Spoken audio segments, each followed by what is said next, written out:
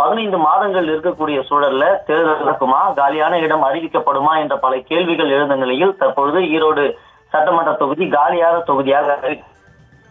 சூழலில் எந்தெந்த கட்சிகள் போட்டியிடும், எந்தெந்த கட்சிகள் இடைத்தேர்தலை புறக்கணிக்கும் என்ற விவாதம் எழ தொடங்கி இருக்கக்கூடிய சூழல்ல தற்பொழுது புதிதாக கட்சி ஆரம்பித்திருக்கக்கூடிய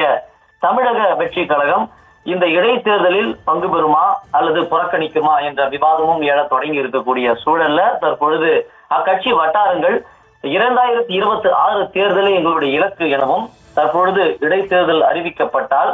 ஈரோடு கிழக்கு தொகுதி சட்டமன்றத்தில் யாருக்கும் ஆதரவும் கிடையாது, போட்டியிட போவதும் இல்லை என்று கூறப்படுகிறது. இதற்கு முக்கிய காரணம் என்னன்னு அப்படி பார்த்தோம்னா, இன்னும் பொறுப்பாளர்கள் நியமிக்கப்படாமல் இருப்பதனாலும் அந்த கட்சியினுடைய உட்கட்டமைப்பு வலுப்படுத்தாமல் இருப்பதற்காகவும் 2026 இலக்காக வைத்து பயணம் செய்து கொண்டிருப்பதாகவும் கூறப்படுகிறது. அதற்குள்ளாக இன்னும் 2 படங்கள்